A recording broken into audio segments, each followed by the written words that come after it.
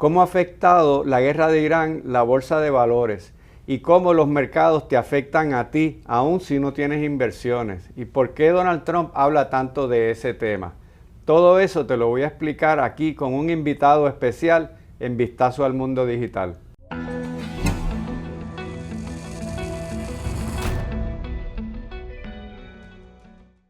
Hoy te voy a explicar cómo es que la guerra de Irán y otras guerras afectan la bolsa de valores. Pero más importante aún, cómo es que eso puede afectarte a ti, aun si no tienes inversiones en la bolsa. Y también vamos a hablar por qué es que Donald Trump habla tanto sobre ese tema. Pero hoy tengo a un invitado especial, un experto en el tema que se llama Carlos Feliciano, que es asesor de inversiones. Saludos, Carlos. Buen día, buen día. Qué bueno tenerte aquí conmigo. Oye, siempre el gusto es mío, créeme. Carlos es una persona que sabe mucho de este tema, por eso lo invité a venir aquí hoy, porque mucha gente puede hablar de economía y otras cosas, pero de finanzas y de inversiones, eso es un tema bien especializado que poca gente realmente puede hablar con propiedad. Pero antes de comenzar a hablar sobre este tema, es importante hacer una salvedad, que este contenido es puramente educativo y no debe interpretarse como asesoría financiera. Recomendamos buscar la orientación de un asesor financiero para obtener información específica y personalizada. Bueno, dicho eso, quiero hacer una breve introducción de dónde estamos ahora mismo en este tema de la guerra de Irán, que ya lleva más de un mes, cuando se supone que iba a ser un asunto de varios días. Te presento este mapita donde puedes identificar primero el estrecho de Hormuz. Ahora todo el mundo habla de eso, hace unos días nadie sabía ni dónde quedaba. Ya tú sabes que el estrecho de Hormuz está prácticamente cerrado porque Irán, en represalia a todos los ataques que le han hecho, pues decidieron cerrar ese estrecho. Sabes que eso ha cortado el suministro de petróleo y otras cosas, de eso se está hablando mucho. De lo que quizás no hayas escuchado tanto es sobre el otro lado, el otro estrecho, el estrecho de Bab el-Mandeb, que ese es el que da acceso al Mar Rojo y a través del Mar Rojo por el canal de Suez. Y ese estrecho es importante. Tú tal vez te acuerdes cuando empezó la guerra de Israel en Gaza, que los hutíes que están allí en Yemen, en esa esquinita por donde está ese estrecho, empezaron a bombardear barcos que pasaban por el Mar Rojo, también le mandaban misiles a Israel, y eso tuvo un efecto negativo sobre el comercio mundial porque detuvo el comercio por el canal de Suez. Ahora mismo ese estrecho está abierto, pero ya los hutíes mandaron misiles a Israel y amenazaron con que lo van a cerrar. La importancia de eso es que hay un oleoducto que va desde el Golfo Pérsico hasta, si ves en ese mapa, va hasta el Mar Rojo, que está aliviando un poco la escasez de petróleo porque por ahí puede enviar una fracción, es como una cuarta parte, quizá como mucho, de lo que pasaría por el estrecho de Hormuz, pero de todas maneras ha sido un alivio. Si se cierra ese estrecho, pues entonces sería todavía peor la escasez y podría tener un efecto más negativo. Para que no me creas a mí, aquí te pongo un mensaje del presidente de Egipto en el que él amenaza a Yemen, a los hutíes, que si se atreven a cerrar ese estrecho, Egipto se va a meter en la guerra y amenaza a Irán de que si eso sucede, se va a meter en la guerra. Así que esto es algo serio que ya la gente, los presidentes están tomando bien en serio a través del mundo. Pero voy a entonces hablar con Carlos para que nos explique qué es lo que está sucediendo, ¿verdad? Una de las cosas que nosotros queremos averiguar es cómo están los mercados, cómo está el dólar, cómo está la economía, porque nosotros usamos el dólar. Y quiero presentarte primero que nada una gráfica sobre lo que son los intereses ahora mismo y que Carlos nos hable un poquito sobre de qué trata esto y cuál es la implicación de esta gráfica, el que dice los 10 años del tesoro. Háblanos un poquito. Mira, de eso. esa curva de intereses que está ahí, que es la que representa los 10 años, hay diferentes, está la de 1 año, 2 años, 10, 30, 50 años. La de 10 años es bien importante porque esa curva de intereses se usa usualmente para lo que son los préstamos hipotecarios y para otro tipo de préstamos. ¿Qué pasa? Esta curva hay que mantenerla lo más bajito posible si tú quieres que los intereses estén más bajitos. ¿Por qué? Mucha gente piensa que tiene que ver con la Reserva Federal solamente y no es así. La Reserva Federal pone como un piso. Y a base de ese piso, en los mercados secundarios o el mercado como tal, es lo que dictamina cómo va a estar la curva. Si sube, si baja, y todo va a ser relacionado al miedo como tal. 10 años es un periodo bastante largo en la cual hay incertidumbre. ¿Qué va a pasar en 10 años? Nadie sabe. Esa curva lo que hace es predecir eso. Esa curva es lo que los Estados Unidos, que el gobierno como tal, el secretario de Economía y el presidente, están más pendientes. Mucha gente piensa que están pendientes a la bolsa de valores. Sí. Y no es real, es el mercado de bonos, o lo que se está pendiente usualmente. Esa curva hay que controlarla, no se puede salir de control. ¿Y por qué efecto tiene eso sobre el ciudadano común? Los intereses, mientras más suben, más difícil es coger prestado, pues claro, más caro. Piensa en una casa, la misma casa, si los intereses suben, vas a pagar más. Por otro lado, esa curva de intereses lo que hace es que pone más fuerte el dólar también. Y al poner más fuerte el dólar, pues ahora la bolsa de valores, por ejemplo, y los activos que son bien sensibles a lo que tiene que ver con inflación, pues tienden a bajar. Cuando el dólar se debilita, entonces los activos suben. Por eso ustedes ven que en épocas de inflación extrema, la bolsa de valores sube, las casas suben un montón. Piensen en 2021, 2022, las casas se salieron de control. Y es porque había tanta inflación, el dólar valía menos y menos cada vez, y eso beneficia a los activos, aunque perjudica el dólar. Y al revés, cuando el dólar sube, pues perjudica entonces los activos. Ahora vamos a poner una gráfica del dólar, pero quería preguntarte la otra cara de la moneda de los intereses. Si es verdad que los préstamos son más caros, pero por otro lado, mis ahorros ganan más intereses, ¿verdad? Si yo los pongo, tiene ese otro efecto, ¿verdad? Eso puede estimular el ahorro cuando los intereses son altos. De hecho, cuando las cosas están inciertas y hay momentos en los cuales los intereses suben significativamente y los mercados están inciertos, están variando, pues una alternativa que mucha gente utiliza son los money market funds, que es básicamente eso, cuentas de ahorro con alto interés.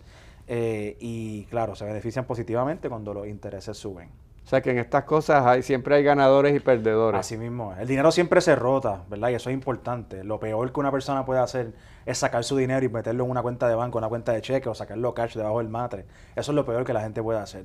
El dinero siempre, las mentes inteligentes, los bancos, lo que le llaman big money, siempre está rotando el dinero entre sectores, entre instrumentos, pero nunca lo están dejando en efectivo. Porque siempre ahí pierde valor. Lo mueven a donde vaya a dejarle más beneficio. Vamos a ver esta otra gráfica, que esta gráfica, explícanos, esta es una gráfica del cambio del valor del dólar en el mes pasado, ¿verdad? Básicamente desde que empezó la guerra. Exactamente. ¿Qué representa esta gráfica? Pues mira, esa gráfica representa cómo ha aumentado el valor de lo que es el dólar americano dentro de este periodo de guerra, que es lo que usualmente pasa cuando hay conflictos. ¿El dólar ha aumentado en valor? Exactamente, el dólar ha aumentado en valor. ¿Por qué? Porque el barril ha aumentado en valor, por consiguiente, la curva de 10 años aumenta en el valor, así que los intereses suben, así que el dólar entonces, por consecuencia, sube también. ¿Pero qué relación hay entre el valor del barril y el dólar? Porque ahora para los bancos grandes, ¿verdad? Los bancos de los países, el Banco Central, tiene que dejar de comprar otras cosas y tiene que almacenar más dólares para poder comprar petróleo para suplir energía a sus países como tal. Esa es la razón principal. Y de ahí, pues, todo lo demás. El barril es bien importante para determinar cuán fuerte y cuán débil es el dólar. Porque, como mencioné ahorita, es una cadena. El barril se pone fuerte, la curva de intereses sube y eso es lo que hace fuerte el dólar otra vez. O sea que el petróleo se compra en dólares. Sí. ¿Y por qué en dólares? ¿Y por qué no se compra en euros o en otras monedas? Porque hubo un conflicto, una guerra para cambiar esa moneda de que se hiciera dólar, y los Estados Unidos es quien domina el mercado de intercambio de petróleo bajo la OPEC. Se llama los petrodólares, que son lo más famoso, y se compra todo en dólares. Así que es bien importante que los diferentes países pues tengan reservas de dólares para poder comprar más petróleo. Y si no tienen, pues ¿qué hacen? Pues si no tienen, pues hay que comprarlos. Hay que comprar los dólares. Ok, esa curva es del mes pasado. Exacto, del tiempo de la guerra que llevamos en la guerra. Pero entonces para nosotros que usamos el dólar, eso es una buena noticia, ¿no? Es buena noticia si no hubiese entonces escasez.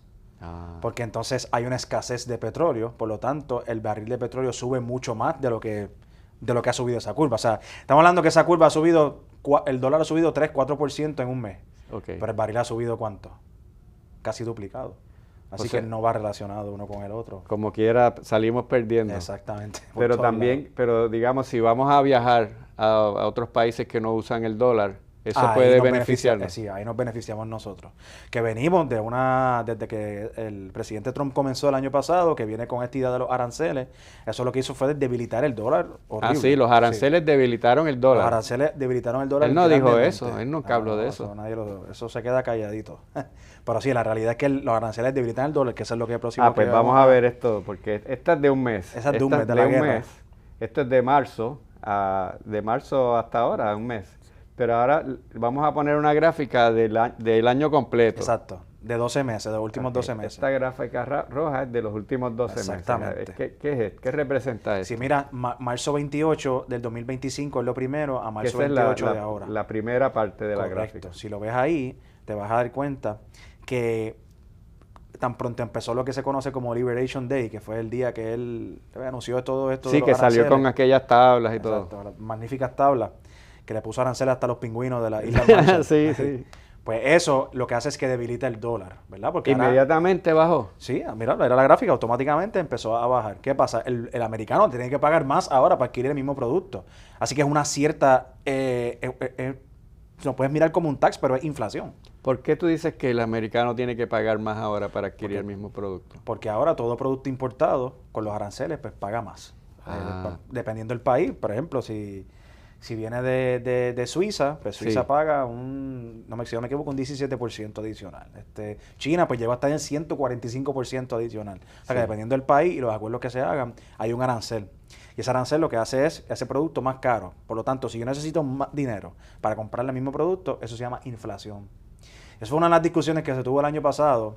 Y mucha gente pensaba, obviamente, todo entra en un factor fanático político, en la cual yo no soy nada de eso. No, yo ¿verdad? tampoco. Yo solamente hablo la verdad. Claro. Y estaban diciendo, el secretario de Economía de Estados Unidos estaba diciendo, no, esto no es inflación porque no es que estamos imprimiendo más dinero. Y la Reserva Federal le dijo, no importa cómo tú quieras llamarlo, se llama inflación, o sea, las cosas están más caras. Así de simple. Así de simple. Y eso debilita el dólar y es lo que ven en la gráfica. Si se fijan, Sí. antes de febrero, mira el bajón que estuvo bastante agresivo el dólar también y se iba constantemente debilitando. ¿Cuál es el resultado de que se debilite el dólar? Ajá. ¿Verdad? Los activos se benefician. El año pasado el Standard & Poor's 500 subió sobre... Cuando tú dices activos, ¿qué tú quieres decir con Activos eso? son cosas, por decir, cosas que tú compras que suben en valor, que tienden a subir en valor. Por ejemplo, un activo es una propiedad. Ajá. Un activo es una acción de la bolsa de valores. Eso es un activo también. Sí. Sí. En inglés son securities, son propiedades en la cual suben de valor, que tú eres dueño de eso. Muy bien. Y esto, cuando el dólar baja, o sea, cuando hay inflación, esto sube. ¿Por qué sube? Porque ahora la gente refugia su dinero en algo que tú no puedes duplicar. Tú tienes una casa, tú puedes construir otra, pero esa casa tú no la puedes duplicar. Sí. Así que funciona como algo tangible, único. El dólar, entonces, ¿qué hace? El dólar, como tengo que comprar ahora esa casa, pero entonces necesito más dólares para comprarlo, solo la inflación sube. Solo los activos se benefician. Ahora bien, ¿qué pasa? El año pasado el Standard & Poor's 500, el índice principal del mercado de Estados Unidos, subió sobre 16%. Y la gente... Eso es mucho. Eso es por encima de los promedios. Pero ¿Cuánto es un promedio? el promedio de los últimos 100 años es de 10% anual. Ok. Pero hay años que son de 30 y años que son de negativo 20. Claro, eso es un promedio. El promedio Exactamente. incluye las altas y las bajas. Pero es importante recalcar que venimos de un 2023 de 25%. 2024 de un 24%. Y un 2025 es 16%. O sea que bajó sobre lo que se estaba generando. Ahora, eso no quiere decir que todas las acciones, eso es el promedio de todo, ¿verdad? Exacto, eso que te estoy tirando es el índice del Standard & Poor's 500, que son las 500 compañías más grandes de los Estados Unidos. Casi siempre nos dejamos llevar por ese índice para decir como que es el principal. Ya. Sin embargo, vamos a compararlo con el índice de mercados extranjeros, internacionales, Importante. 33%. Subieron mucho El más. doble del mercado de los Estados Unidos. Y la razón fue por el dólar. Cuando el dólar se debilita, los inversionistas tienden entonces a buscar alternativas de inversión fuera de los Estados Unidos. Oye, pero entonces en esta gráfica se ve que desde febrero para acá el dólar comenzó a aumentar, a recuperar el valor, así que está bien clara ese concepto que tú dices de que cuando no fue tanto la guerra como el petróleo. Exactamente. Pero mira algo que te está diciendo esa gráfica. Ajá. Los números hablan primero que cualquier noticia. Antes de empezar la guerra ya estaba subiendo. Correcto. Y si miras la gráfica del petróleo, que no la tenemos ahí, pero si vemos la gráfica del petróleo y búscate el WTI, lo puedes buscar en Google, vas a ver que para la misma fecha el valor del petróleo también estaba subiendo a la misma vez. Ese es el valor del petróleo de Texas. Del ¿no? barril, exactamente. El barril, que como se mide el de Texas, aquí también se mide el de Está el otro, WTI, exacto, y el Brent. el Brent, que es el de Gran Bretaña. Correcto. Ambos puedes buscar la gráfica, empezaron a subir mucho antes del conflicto como tal oficial. Ok. Pero ya que mencionas el tema del petróleo, hay escasez, ¿verdad? Hay escasez de petróleo, el petróleo subió. Pero en Estados Unidos siguen produciendo la misma cantidad de petróleo, quizás hasta más. Ellos no tienen que... ellos producen más petróleo del que necesitan. Están Claro. exportando petróleo. O sea que ellos no tienen que comprarle petróleo a los países del Golfo. ¿Por qué entonces en Estados Unidos sube el precio del petróleo, si de la gasolina y todo eso, si ellos lo tienen allí? A ellos no les han subido los costos no es más caro extraer el petróleo de Alaska o de Texas. ¿Por qué entonces en Estados Unidos ha subido tanto el precio de la gasolina si ellos tienen petróleo de más? Muy buena pregunta. Solamente el 2% del petróleo de Estados Unidos viene del Golfo. Pero la razón por la cual sube es porque el precio es global. El precio es el mismo para todo el mundo. Por lo tanto, es algo que afecta completamente todo, sin importar si tú tienes más o menos suplido. Okay. Eso. Lo que sí no les afecta es que no van a padecer escasez Exacto, de petróleo. No va a haber escasez. Pero más el dinero, precio más sí. Exacto, más precio. Por lo tanto, si buscamos compañías del sector de energía, pues vamos a ver que subieron significativamente, porque ahora están vendiendo la misma cantidad de energía con un costo más bajito en Estados Unidos y ganando mucho más. Vamos a ver aquí, ya que dices eso, hablas de la energía, tenemos aquí también una gráfica donde se compara, se comparan varias cosas. Explícanos de qué es esta gráfica. Pues mira, aquí lo que vas a ver es las ganancias o pérdidas de los diferentes sectores del mercado desde que empezó la guerra. El mercado, para dar un poquito de background, el mercado de la bolsa de valores tiene 11 sectores diferentes. Se dividen entre lo que es cíclico, crecimiento y defensivo. Los sectores de la bolsa de valores están ahí por algo, ¿verdad? Y es que dependiendo de lo que esté pasando en la economía, el dinero tiende a rotar entre sectores. Te voy a dar un ejemplo. Piensa en el 2020, 2021, imprimieron mucho dinero, llegaron los estímulos económicos, la gente sentía que tenía billete en el bolsillo. Porque tenía billete en el bolsillo. ¿Qué hacen? Se compran el celular más nuevo, Ajá. carro nuevo, Sí. propiedades, todas esas cosas. Así que esos sectores de crecimiento tienden a subir en inversión porque la gente está comprando todo eso. Van a Amazon todo el tiempo y todas esas cosas. Otra cosa. Cuando la cosa se aprieta y se pone complicada y como ahora mismo en los momentos de incertidumbre, ¿qué hace la gente? La gente no va y compra el celular más nuevo. La gente lo que hace es que empieza a priorizar su dinero. Claro. Tienen que ir al supermercado como quiera, Sí. que es parte del sector de consumer staples. Tienen que echar gasolina, sector de energía. Tienen que ir al médico, hay que tener salud. Claro. Así que el sector de healthcare también se beneficia. Dependiendo de lo que esté pasando en la economía, eso se rota. Y ahí lo podemos ver como desde que comenzó la guerra, el único sector positivo es el sector de energía. Pues mira, excelente. Pues sabes que vamos a hacer una pausa y retomamos este tema y continuamos hablando sobre este tema tan interesante con mi amigo Carlos Feliciano. No te vayas que ya volvemos.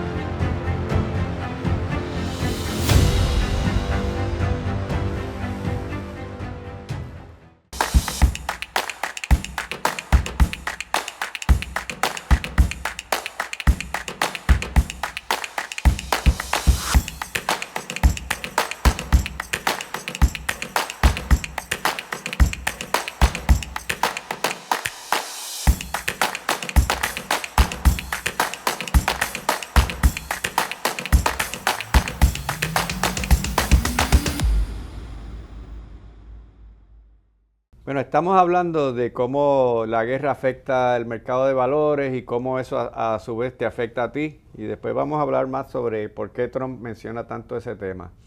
Nos quedamos con esta gráfica y yo le quería preguntar a mi invitado Carlos Feliciano, que es experto y asesor de inversiones, ¿por qué de esos 11 sectores el que más se ve afectado, el que más ha bajado, es el sector de la salud? El que dice, si lo ves abajo en la tabla, dice healthcare. Ese es el que más ha bajado. O sea, ¿qué está pasando ahí?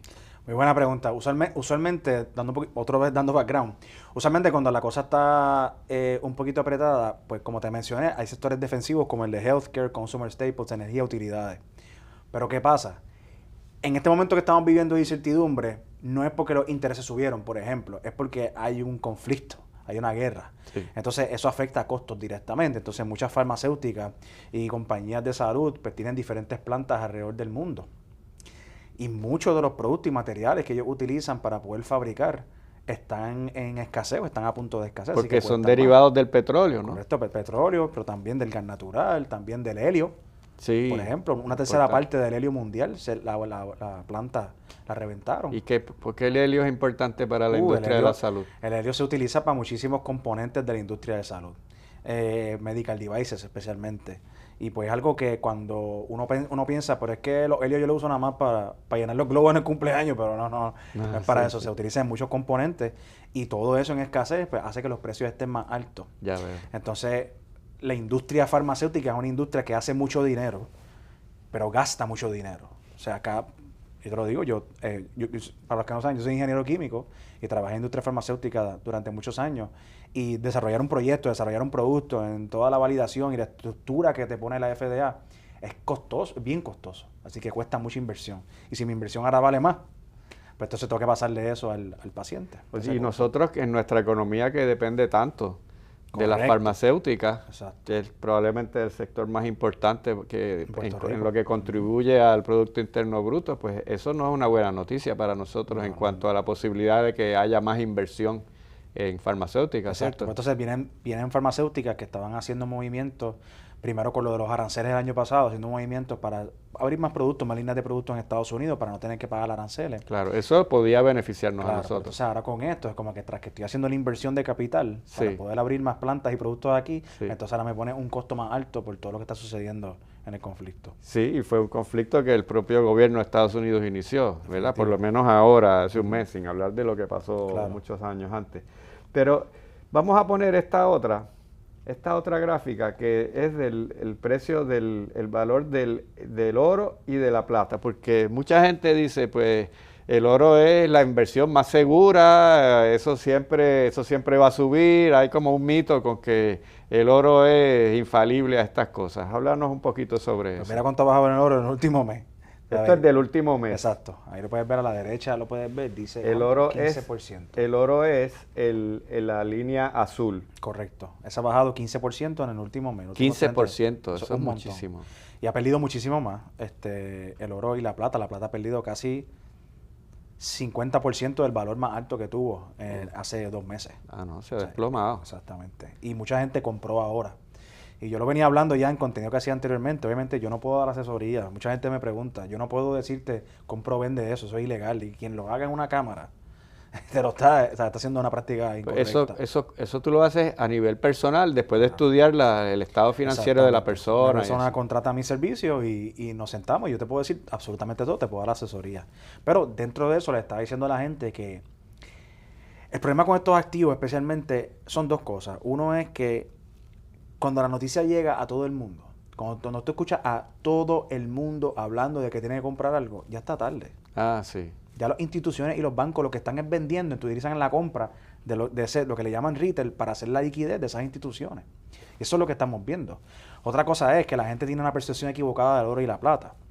El oro y la plata son muy buenos para muchas otras cosas, pero cuando hay un conflicto en la cual en la curva de interés se sube y el dólar se pone bien grande agresivamente, ¿qué pasa?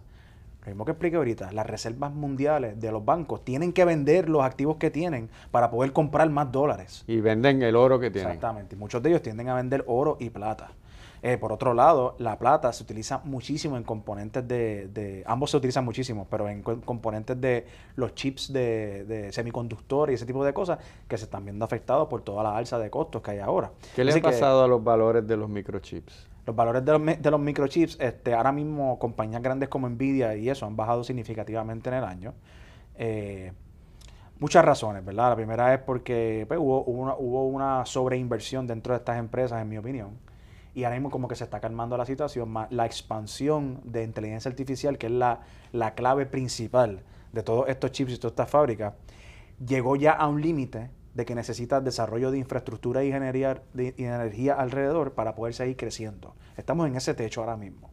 Ahí viene en parte porque es que hay tanta presión por seguir aumentando la producción de petróleo. Eso es lo que yo pienso. Esto necesita una cantidad de energía. Exactamente. Y mientras más siga progresando, más energía va a seguir. Y todavía no hemos salido de la dependencia del petróleo. Por más energía renovable que se esté produciendo, estamos lejos de haber reemplazado el petróleo. Sí, estamos hablando de, primero vinieron con ideas de hacer plantas nucleares para poder desarrollar y energía para inteligencia artificial, pero eso se tarda tanto y tanto y tanto que es más fácil meterse en Irán, es más fácil capturar a Maduro, es más fácil hacer todo eso antes de desarrollar una industria de plantas nucleares para poder proveer, además de lo peligroso que es también, como la historia de Chernobyl y todas esas cosas. Oye, tú tienes una tesis que conversaste conmigo el otro día en otro lugar, que tú decías que el tema del petróleo de Venezuela, tú lo conectaste con esto. Me gustaría que nos hablaras un poco, porque me pareció bien interesante eso que tú planteabas, ¿verdad? Como, por un lado, una especie de teoría de conspiración, pero que tiene mucho sentido. Explica, háblale a la Gracias gente. por traerlo, porque me gusta, aunque sean teorías que, ¿verdad? Porque son teorías mías. Claro. Me gusta decir públicamente, porque después cuando si pasara, me escriben en los comentarios, no, pero es que yo escuché a un analista en México, en Uruguay, que lo dijo primero que tú. Sí. Se pasa lo mismo.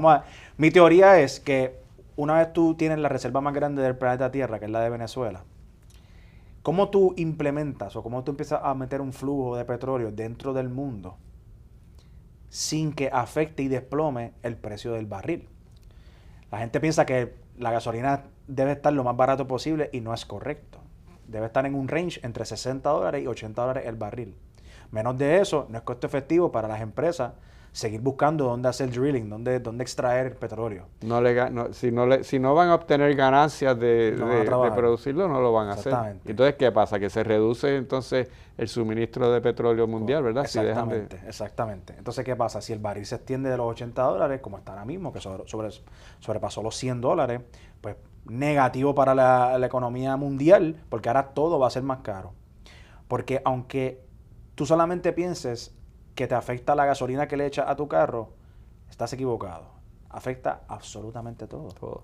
Porque todo lo que se mueve en el mundo es con energía. Así que si tú haces camisas, pantalones, tú tienes un podcast, tú haces lo que sea, tú necesitas energía para poder suplir ese trabajo. Así que te va a costar más. Y los derivados del petróleo que están... Y eso es que ni se plástico, goma, una cantidad de cosas. Exactamente. Pues mi teoría es que para poder introducir la reserva más grande del mundo dentro del mercado internacional sin que afecte el precio del petróleo y lo tumbe, es haciendo que el barril suba, poniendo escasez por un lado, meto el petróleo aquí, balanceamos otra vez dentro de $60 y $80 el barril. Está bien maléfico eso, pero no descarto, son capaces de hacerlo. Y algo importante está, este fin de semana entrevistaron a J.D. Vance, el vicepresidente de Estados Unidos, y voy a recalcar otra, y me gusta escuchar cuando viene diferente de Trump, porque Trump él dice lo que le da la gana, y tú no sabes si es verdad o real. Mentira, ¿verdad? Mentira. J.D. Vance estaba diciendo que, tan pronto el conflicto se acabe, el barril va a volver a bajar a donde estaba rápidamente. ¿Cómo tú haces eso? Porque tienes que tener otra fuente. Yo pienso que ya ellos tienen... Eso es lo que yo pienso, teorías de conspiración. Tienen ese plan. Mira, vamos a... fascinante la conversación, Carlos, sí. Me encanta. Y sin hablar del cobre también, que lo había mencionado otra vez. El cobre es un gran indicador a futuro de lo que está pasando con la economía. ¿Por qué? El cobre es componente esencial para un montón de desarrollo. Estamos hablando de vehículos, de componentes médicos, de todo lo que tenga que ver con desarrollo. El cobre es lo que transmite electricidad. Y hay un puñado de países realmente que controlan el mercado, ¿verdad? Exactamente. De producirlo, digo. Exacto. Pero ninguna reserva del mundo guarda cobre. porque no funciona como un activo que aprecia con el tiempo y con la No es inflación. como el oro que se No, guarda. para nada. Oh. No se utiliza porque el cobre lo que mide es si hay desarrollo o no en el futuro. Entiendo. Y el cobre también nos estaba dando un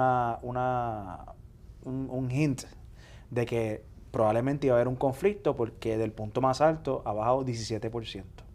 Eso quiere decir que hay menos desarrollo en lo que tiene que ver con construcción de todo. A nivel mundial. A nivel mundial, O sea exactamente. que ya los accionistas ya anticiparon que eso iba a pasar y Exactamente. empezaron a vender sus acciones en Exactamente. cobre. Y no tanto las acciones, sino el commodity como tal, o sea, el cobre como tal. Ya veo. Mucha venta. Y otra cosa por ahí es que al cobre le llaman en inglés Dr. Copper. Le llaman el doctor porque es el primero que actúa, siempre. La cosa va a estar buena, sube. La cosa va a estar mala, tiende a bajar. Mira qué bien, mira qué bien.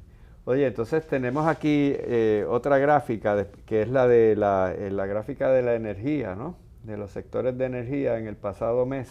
Sí, esa gráfica es bien interesante. Explícanos de qué trata esto. Pues mira, yo quería comparar, es importante que la gente sepa que mientras un sector se debilita, otros aprecian con esto. Interesante. Y aquí estamos mezclando no solamente sectores, estamos mezclando sectores y 3 mercados diferentes.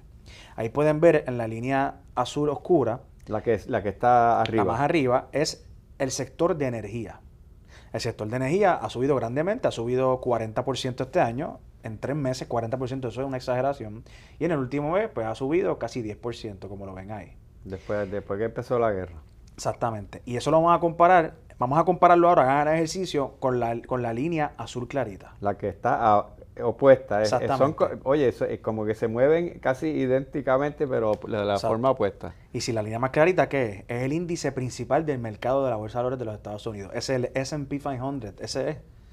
O sea que mira lo relativo que son en cuestión de lo contrario que son, perdóname, pero actúan exactamente igual. Pero hay una relación causal ahí. Claro, lo del barril de petróleo afecta mayormente lo que son los activos de crecimiento, que son los que dominan el S&P 500, que son tecnología básicamente. O sea que hay unos sectores que se están beneficiando económicamente de Sí, esto. claro, el sector de energía se está beneficiando pero quería compararlo con el Standard & Poor's 500, que es la gráfica, ha bajado sobre 7%.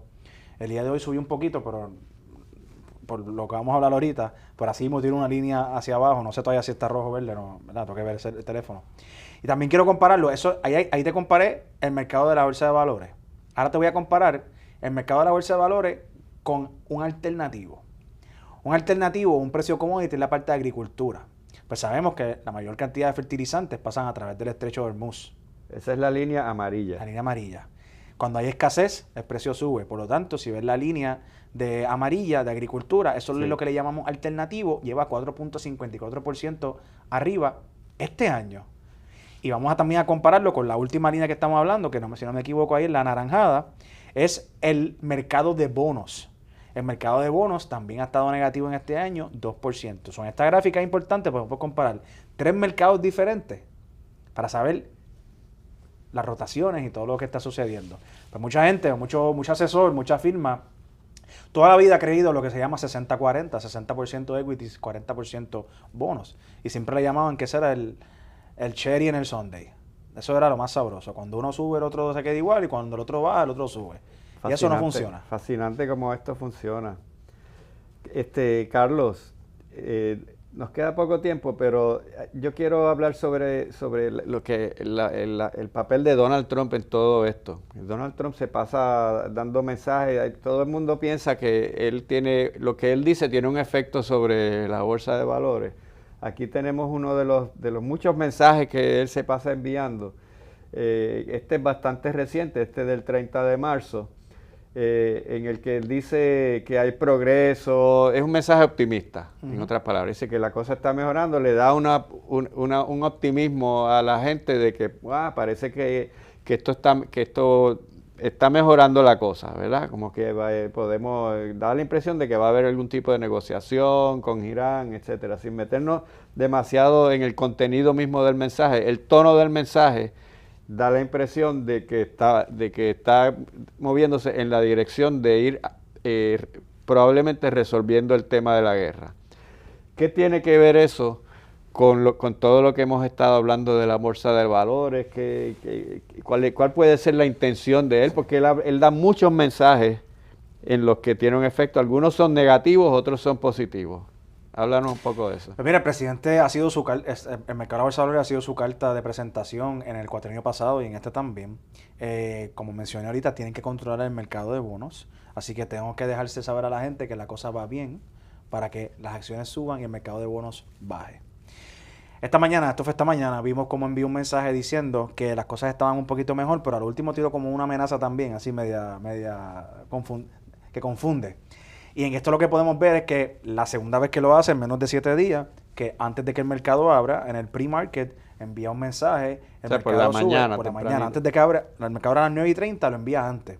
El mercado sube y ahí, luego cuando abre, tiende a bajar otra vez el mercado. No siempre pasa, pero es lo que ha pasado usualmente. Y nosotros los que conocemos este tema un poco, Sí. Pensamos o sabemos que lo está haciendo para manipular el mercado, para que la gente compre y pasen dos Sus cosas. amigos. Exactamente, dos cosas. Para hacer la liquidez de los shorts, que esos son las instituciones, y para que la curva se calme un poquito. Básicamente, para ganar más tiempo. Okay. Para ganar más tiempo. Bueno, él mismo tiene inversiones también. Claro, un montón. Y se habla de que hasta su hijo compró acciones Sí. en la... Pero Trump es más vieja escuela. Él tiene muchos bonos también. Y si los bonos son contrarios a lo que te enseñé ahorita, a la curva de bonos. Los bonos son contrarios a la curva de bonos. Si la curva de intereses sube, los bonos bajan. Son que sus inversiones bajan. Qué Y viceversa. Oye, hay otra...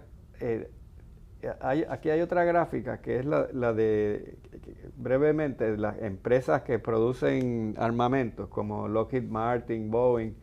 Y si vemos, esta es una gráfica de un mes, desde que empezó la guerra, y no se ve bien la cosa para ellos. No, esto es otra percepción equivocada. Mucha gente dice, empezó una guerra, vamos a comprar compañías de armamento y Lockheed Martin que hacen aviones y eso. Claro, yo pensaría eso. Totalmente equivocado. Ya las instituciones compraron antes, cuando el dólar empezó a subir, cuando empezaron los conflictos reales, antes de que fuera noticia. ¿Y qué pasó? Ahora, las personas que están comprando son la liquidez de esas instituciones que están saliendo. Por otro lado, es importante que sepan que por más presupuesto que haya aprobado los Estados Unidos y por más rápido que Lockheed Martin sea, no puede producir un avión en 30 días, en 2 semanas. No. Así que todos esos POs, esos Purchase Orders que se hicieron, no se han terminado. Así que todavía no ha entrado ese ingreso a la compañía. Además de eso, ¿qué pasa después de un conflicto de guerra? Viene un tratado de paz en la guerra. Y ya el mercado está prediciendo a futuro. No es lo que... Ok, pero porque uno pensaría, pues como le han volado, ¿verdad? Los droncitos esos, que eso sí se hacen en una semana, esos se hacen bien rápido, los drones esos de Irán. Uno pensaría, pues han bajado el valor de las acciones porque han demostrado que no son tan poderosas versus esos droncitos. Yo pensaría diferente, yo diría... Me rompieron un dron, tengo que hacer otro. Me tienes que pagar otra vez. Entiendo. O sea, así esto. Pero esto es más, lo que está pasando es más institucional en cuestión de liquidez. Ya subieron un montón en el año, sobre 20% en lo que llevaba de año, y utilizaron la guerra como método de que los demás buscaran comprar ahí para ellos poder vender. Excelente. Bueno, Carlos, entonces en general debemos estar los ciudadanos que no tenemos mucho que ver con estas cosas, ¿debemos estar preocupados o esto se va a estabilizar? Pues mira, vamos a hablar de la historia súper rápido. Y ahí, tengo el otro slide ahí, esa. No importa el conflicto el que haya habido en el mundo, el mercado de la bolsa de valores mira la tendencia. Ha subido eso es desde 1928. Correcto. El mercado de la bolsa de valores, no importa el conflicto que ha tenido, Guerra Mundial I, Guerra Mundial II, Guerra de Vietnam, la Gran Depresión, la recesión del 2007, el Bubble.com, el COVID-19, todo, no importa lo que ha pasado, el mercado ha tendido a subir otra vez. ¿Por qué digo tendido? Porque, ¿verdad?, el pasado no garantiza el futuro, ¿verdad? No estamos aquí diciendo nada. Tiene altas y bajas, pero la tendencia general es a subir. Exactamente. Y si tu plan es a largo plazo, si tus inversiones son a largo plazo como deben ser, tienes que, en este momento, mi opinión es calmarte. Importante, esto no es una carrera de 100 metros. No, esto es un maratón. Es importante que mantengas la calma porque los Estados Unidos completo y el mundo completo tiene un precedente y necesita proteger el mercado de valores. Ahí están todos los planes de retiro de los ciudadanos norteamericanos. Trillones de dólares. Aunque las personas personalmente no tengan inversiones, sin saberlo, sí los tienen. Casi siempre tienen un 401k, tienen un plan 106. O si tienes hasta si tienes un plan del gobierno, lo que sea, ellos a su vez invierten en eso. Exactamente, eso es importante que protejamos este mercado. Y aunque sí van a haber fluctuaciones a corto plazo, la tendencia es volver a subir nuevamente en el futuro. No estoy garantizando nada, pero claro, si miramos la historia, pues sí, eso es lo que tiende a hacer el mercado. Sí. Lo mismo pasó el año pasado, cuando vino marzo, el mercado bajó 20%, la gente pensaba que iba a colapsar el mundo y luego volvió a subir otra vez. So, tengan calma, si es a largo plazo tu inversión, es a largo plazo, no es para estar vendiendo ahora mismo y comprando y volviéndose loco, es para calmarte. Yo cierro la aplicación, no la abro, la vuelvo a abrir en 3 meses otra vez. Y sobre todo que se asesoren con personas que saben, porque no es tan fácil esto, saber en qué invertir y todo eso. Eso es una ciencia y se estudia, y para poder colocar las inversiones donde van, confíen en gente que sabe y que está probado. Y a veces la mejor estrategia es quedarse quieto. Muchos clientes me escriben, ¿qué vamos a hacer? ¿Qué vamos a hacer? No, la mejor estrategia a veces es quedarse quieto, a veces comprar más, vender algunas cosas. O sea, nunca que haya una noticia o un conflicto, tú arrancar a vender tus activos. No tiene sentido. Warren Buffett, lo he escuchado decir que ha sido bien exitoso en esto, que él no mira los valores de las acciones, sino él mira el estado de cómo está, cuán sólida está la empresa, la compañía, más que mirar estas cosas que son bien volátiles. Los fundamentos. Ahora mismo, y esto es para otro podcast, ¿verdad? Pero si tú buscas ahora mismo las compañías más grandes de Estados Unidos que hacen un dinero que tú no te puedes imaginar de cuánto dinero ellos hacen, han bajado tanto en el mercado que están tradeando lo que le llaman en descuento. Tengo unos price to earning ratios de 19, 17, 20, o sea que eso son oportunidades de descuento para mucha gente. No a ti, a mucha gente en general. Y es por eso, si tú miras los fundamentos, es bien diferente a ver las fluctuaciones de precios diarios. Excelente. Bueno, Carlos, te agradezco mucho que hayas estado con nosotros hoy. Ha sido una escuela de cómo todas estas cosas afectan al mundo, pero sobre todo, ¿verdad?, cómo nos pueden afectar a nosotros directamente. Y espero que esta información haya sido valiosa para que entiendan mejor desde otra perspectiva diferente lo que está sucediendo ahora mismo en el mundo. Te agradezco mucho que hayas aceptado la invitación, y pues continuamos con estos temas en el próximo programa. Dura Streaming, un canal con una oferta variada de contenido hecho para ti. Transmisiones en vivo y programas digitales sobre temas de actualidad, Política, economía, bienestar financiero, salud, seguridad y más. Todo para informarte, educarte y entretenerte. Desde un solo lugar. Dura Streaming por YouTube. Únete a la familia de Dura Streaming suscribiéndote a nuestro canal de YouTube y activando la campanita.